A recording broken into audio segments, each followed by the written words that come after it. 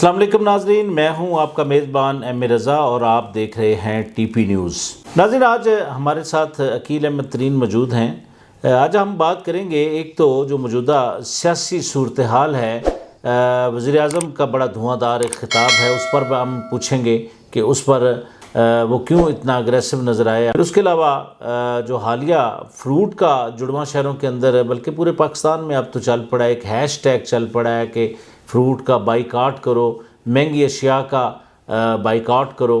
تو اس سلسلے میں کیا پیش رفت ہے اداروں کی طرف سے، عقیل احمد ترین صاحب سے پوچھتے ہیں۔ السلام علیکم سر۔ جی السلام علیکم چاہیے سر، سب سے پہلے میں اس وقت جو پورے ملک کے اندر ہی ایک ہیش ٹیگ بن گیا ہے، یہ جو فروٹس کا بائیکاٹ کرو، انتظامیہ، اسلام آباد کی انتظامیہ کچھ تھوڑی متحرک نظر آ رہی ہے، آپ کیا کہتے ہیں؟ تھینک یو شاہ جی۔ سب سے پہلے تو ہم جو ہے وہ اسلام آباد اور راولپنڈی کی انتظامیہ کے شکر گزار ہیں کہ انہوں نے ہماری جو ویڈیو ہم نے 2 دن پہلے کی اس پہ سنوائی کی، اس پہ ایکشن لیا، اور جو پہلے خانہ پوری ہوتی تھی، کوئی ایک باراکاؤ سے ایک بندہ گرفتار ہو گیا، ایک بندہ ترلائی کلاں سے گرفتار ہو گیا، ایک ترنول سے ہو گیا، اور کام پورا ہو گیا۔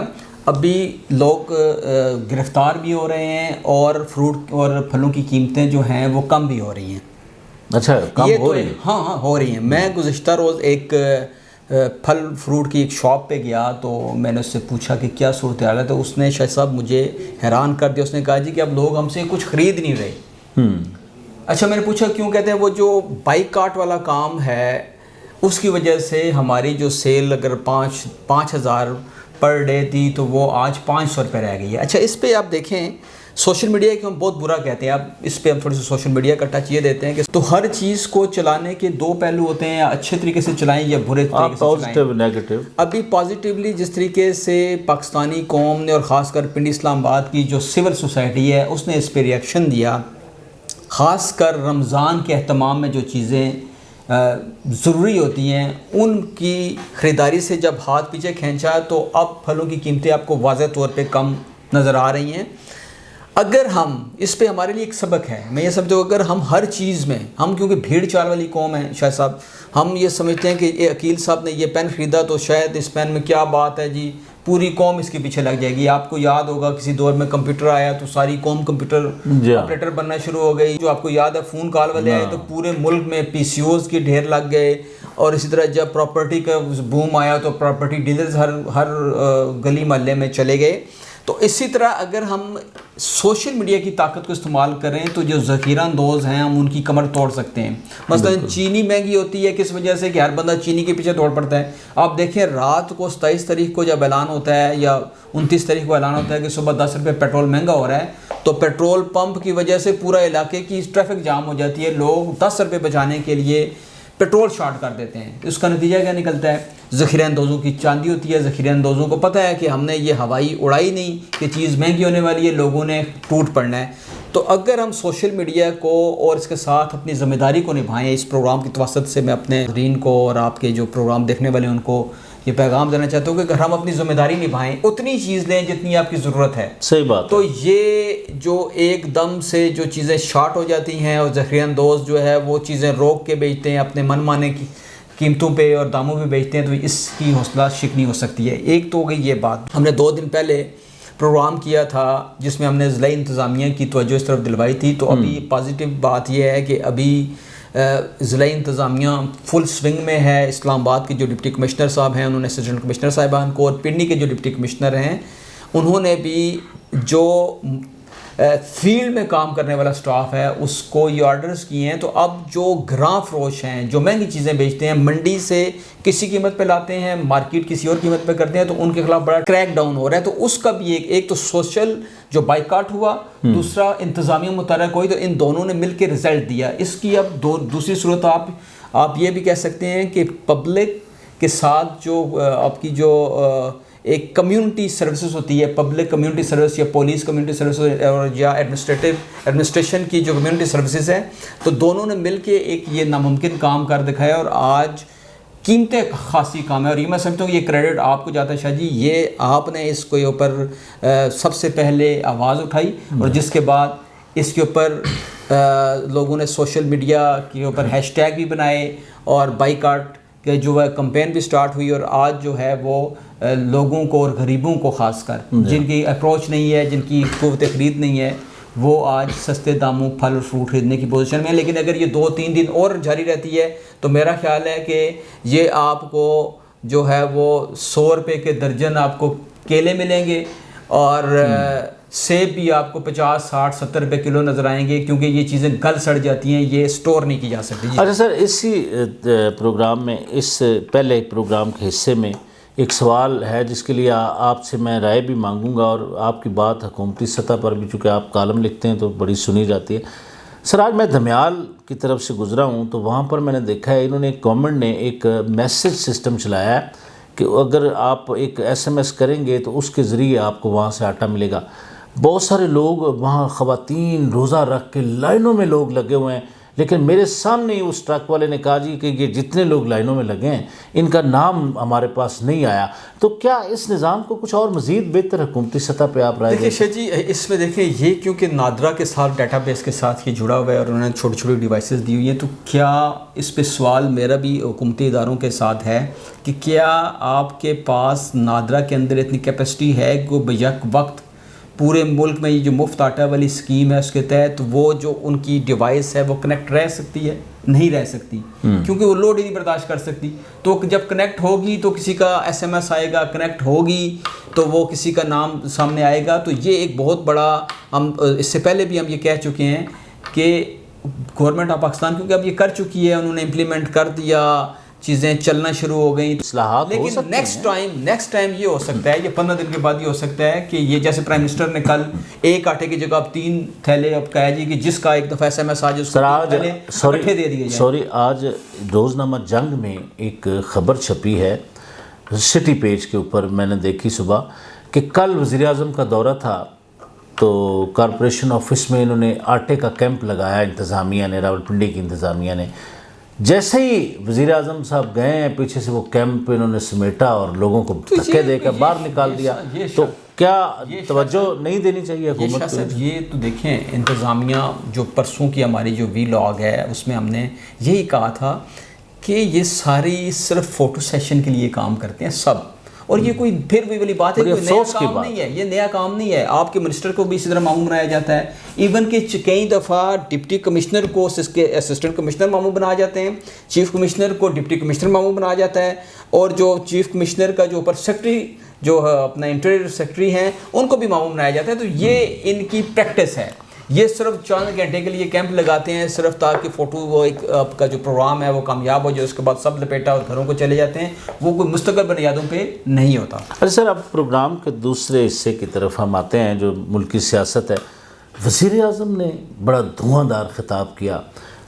معزز ہماری جو عدالت ہے سپریم کورٹ، اس کو بھی جو اخباروں میں یا مختلف سوشل میڈیا پہ ہم دیکھ رہے ہیں، ججوں کا آپس میں کوئی کوارڈینیشن بھی دکھائی جا رہی ہے، اور کیا اس میں کہاں تک صداقت ہے؟ وزیر اعظم کیوں اتنے اگریسو نظر آئے؟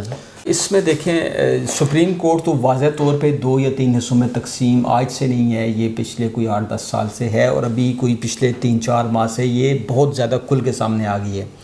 ابھی اس کے کیونکہ آڈیو لیکس جو ہوئیں جس میں وہ آپ نے ٹرکوں والا معاملہ سنا، 1 ارب روپے کا معاملہ سنا، پھر ابھی جو آج کے پرائم منسٹر کی جو تقریر ہے اس کی جو بنیاد ہے اس کو اگر آپ ذرا غور سے دیکھیں، اس کو ذرا پرکھیں، تو آپ کو یہی نظر آئے گا کہ جو مسلم لیگ نون کے خلاف فیصلے ہوئے یا پیپلز پارٹی کے خلاف فیصلے ہوتے رہے، اور جو پاکستان تحریک انصاف کے حق میں یا خلاف جو بھی فیصلے ہوتے رہے، ان کو اگر آپ پرکھیں تو اس کی ساری جو آؤٹ کم ہے وہ پرائم منسٹر کی تقریر میں آپ کو نظر آئے گی۔ پرائم منسٹر آف پاکستان کہنا کیا جاتے ہیں، اور یہ آج کی بات نہیں ہے، یہ ہم جیسے جو غیر جانبدار لوگ ہیں انہوں نے ہمیشہ یہ بات کی ہے کہ اداروں کو اپنی حدود کے اندر رہ کر کام کرنا چاہیے، اپنی ڈومین، اور آئین نے اس کا اہتمام 1973 میں کر دیا تھا۔ دیکھیں، پاکستان کا جو آئین ہے یہ الحمدللہ بڑا کمپریہنسو اور بہت زبردست ہے، اور اس وقت کے لوگوں کی بڑی ارکریزی کے بعد یہ بنا، اپنے وقت کے وہ بڑے نامور لوگ تھے۔ میرا خیال ہے کہ آج اتنے نامور اور اتنے آئین اور قانون کو سمجھنے والے لوگ نہیں رہے جو پارلیمنٹ کو سمجھے، پارلیمان کو سمجھے یا آئین کو سمجھے۔ ٹھیک۔ پرائم منسٹر آف پاکستان کا نقطہ کیا ہے؟ پرائم منسٹر آف پاکستان کا ایک ہی نقطہ ہے کہ جو سپریم کورٹ ہے اس کو سپریم کورٹ ہی رہنا چاہیے، اس کی جو تقدس ہے وہ پامال نہیں ہونا چاہیے، وہ جو فیصلہ کرے اس پہ انگلی نہیں اٹھنی چاہیے۔ دیکھیں ایک ہائر فورم ہوتا ہے، اس کی تقدس جو ہے وہ سب سے اہم ہوتا ہے، اور اس کا تقدس کیسے ہوتا ہے کہ وہ اپنی ڈومین میں رہ کے کام کرے گا۔ بالکل۔ یہاں پہ تشریح کے نام پر، انٹرپریٹیشن کے نام پہ، آئین کو ری رائٹ کرنے کے نام پر جو کچھ ہوتا رہا ہے، دیکھیں ابھی آپ کا آئین اپنی اصل شکل میں نہیں ہے، ابھی آپ کا ملک کا آئین عدالتوں کی تشریحات کی شکل میں چل رہا ہے۔ مثلاً آپ اس کی مثال دے سکتے ہیں آرٹیکل 63 62 والی جو صادق اور امین والی جو نئی تشریح ہے، وہ اصل آئین کی نہیں ہے۔ اصل آئین میں تو کچھ اور تشریح ہے، لیکن انہوں نے اپنی ری رائٹ کر کے اپنی کر دی۔ ابھی معاملہ چل رہا ہے، دو ججز جو جسٹس مندوخیل اور جسٹس منظور علی شاہ کے جو اختلافی نوٹ ہیں، اس کی بنیاد بنا کر آج پرائم منسٹر نے جو تقریر کی ہے، اس میں انہوں نے یہ کوشش کی ہے کہ وہ پارلیمان کے اندر جو چیف جسٹس آف پاکستان اور جو سپریم کورٹ کا جو ایک جو جورسڈکشن ہے اس کو طے کر دیا جائے، اور جو سپریم کورٹ آف پاکستان کہ جو آئین نے ایک سو موٹو کا جو ایک لامحدود اختیار دیا ہے چیف جسٹس آف پاکستان کو، اس کو محدود کرنے کی بات سنی گئی ہے پارلیمنٹ کے اندر، اور یہ ضرورت بہت عرصے سے محسوس کی جاتی رہی۔ جو ججز کی شاست تقرری کا طریقہ کار ہے نا، وہ بڑا عجیب و غریب ہے۔ اگر آپ سپریم کورٹ میں دیکھیں تو وہ ایک بہت بڑا، مثلاً بیرسٹر اعتزاز احسن بہت بڑے نام ہیں، تو ان کی جو چیمبر کا جج ہے اس نے ہی ہائی کورٹ کا جج بننا ہے یا سپریم کورٹ کا جج بننا ہے، تو یہ کہاں سے کوالیفیکیشن آ گئی؟ میرٹ تو یہاں بھی نہ رہا، نہیں رہا۔ دیکھیں آپ ایک بہت اچھے لائر ہیں، ضروری نہیں ہے کہ میں آپ کے ساتھ ہوں تو میں بہت اچھا لائر ہوں، آپ نے مجھے نامینیٹ کر کے بھیج دیا، جو مقابلہ ہے، جو مقابلے کی فضا ہے وہ ختم ہو گئی۔ جب مقابلے کی فضا ختم ہوگی تو وہاں پہ کون آئے گا؟ وہ وہی آئے گا جو انہوں نے ٹرک لینے ہیں، جنہوں نے لوگوں سے فائدے لینے ہیں۔ دیکھیں معذرت کے ساتھ میں سپریم کورٹ آف پاکستان کا بہت مداح بھی ہوں اور بہت عزت بھی کرتا ہوں، ہماری معزز عدالت ہے کہ فیس آف پاکستان، دیکھیں وہ کہتے ہیں کہ ظلم کی حکومت چل سکتی ہے لیکن ناانصافی کی نہیں چل سکتی۔ بالکل۔ تو ملک میں اگر انصاف نہیں ہوگا تو پھر یہ جو رونا پیٹنا اور چیخنا ہے، یہ سیاسی جماعتوں کا، یہ عام لوگوں کا بھی۔ دیکھیں اب ڈاکٹر حسن عسکری صاحب ہیں، جن کے والد صاحب ہیں میجر جنرل ظفر مہدی عسکری، ان کی آج 2020 میں جب ان کو کورٹ مارشل کیا گیا کسی خط لکھنے پہ، اس وقت ان کو انصاف کون دے گا؟ ان عدالتوں کا کام نہیں تھا ان کے ساتھ دیتے؟ آج ان کی فیملی نے 3 سال کے بعد کوئی تھوڑی سی آزاد فضا میں محسوس کرتے ہوئے تو آج پریس کانفرنس کی، جو یہاں پہ میں نہیں بیان کر سکتا، اس کے جو الفاظ ہیں، جو اس کے اوپر الزامات ہیں، میں یہ نہیں کہہ سکتا، لیکن حسن عسکری کی جو بازیابی ہے یا حسن عسکری پہ جو الزامات ہیں، تو کیا ان کو سول کورٹس میں سپریم کورٹ آف پاکستان کو نہیں چاہیے تھا کہ اس کا سو موٹو لیتے؟ کہ ایک شخص کے ساتھ اگر ظلم ہوا ہے، ایک سول آدمی کو کیسے آپ اس کا کورٹ مارشل کر سکتے ہیں؟ تو بہت سارے کوسچن ہیں۔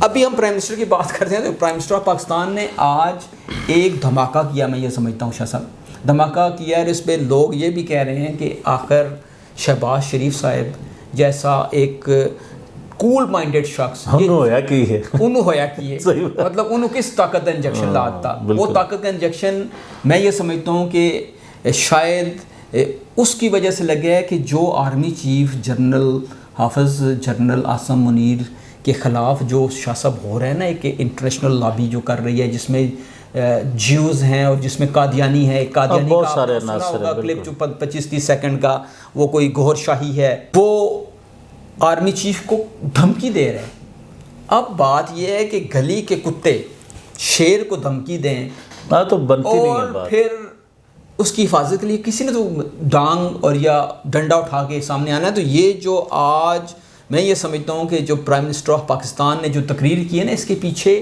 ایک بہت کمپریہنسو اور بڑا وزڈم والا فیصلہ ہے، اور میں یہ سمجھتا ہوں کہ وہ یہ فیصلہ ہے کہ اب جو بھی وہ بے شک پی ٹی آئی ہو، میں یہ سمجھتا ہوں کہ پاکستان تحریک انصاف کو جو اپنا سیاسی ونگ ہے نا، جو اس کا سیاسی چہرہ ہے، اس پہ زیادہ توجہ دینی چاہیے۔ ابھی معاملہ یہ ہے کہ پی ٹی آئی کو اپنے سیاسی ونگ پہ اگر یا سیاسی چہرے پہ اگر اس نے توجہ نہ دی تو وہ خراب ہو جائے گی۔ ہم اپنے بھارا کالموں میں میں کہہ چکا ہوں، اور آپ کے پروگرام میں بھی کہہ چکا ہوں، اور اپنے ولاگ میں بھی کہہ چکا ہوں، ابھی جتنی بھی آرمی چیف کے خلاف ٹرولنگ، ان کے خلاف جو دھمکی امیز اور جو ان کے خلاف بکواسیات کی جا رہی ہیں، جس پہ آج پرائم منسٹر کو یہ بھی کہنا پڑا کہ آرمی چیف کو ہم نے پیور میرٹ پہ لگایا، تو اس کا جو نزلہ ہے وہ صبح شام گرنے والا ہے۔ اس میں ہر وہ شخص، خواہ وہ عدالتوں میں ان کا کوئی سہولت کار بیٹھا ہو، خواہ وہ بیرونی دنیا میں بیٹھا ہو، خواہ وہ پاکستان کے اندر بیٹھا ہو، خواہ کسی سیاسی خول میں ہے، کسی عسکری خول میں ہے، کسی میڈیا کے خول میں ہے، کسی عدالتی خول میں ہے یا کورٹ کے خول میں ہے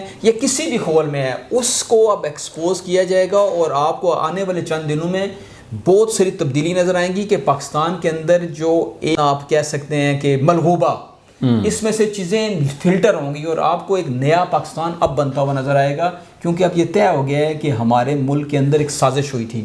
یہ سازش کی اب انتہا یہ ہے کہ آپ کی آرمی کو مسلسل ٹارگٹ کیا جا رہا ہے، جس کی جرت نہیں ہوتی تھی وہ اپنے گھر میں جس کو ایک پلیٹ سالن دوبارہ نہیں ملتا، وہ بھی باتیں کر رہا ہے، وہ بھی آج آرمی چیف کو للکار رہا ہے، پاک فوج کو للکار رہا ہے۔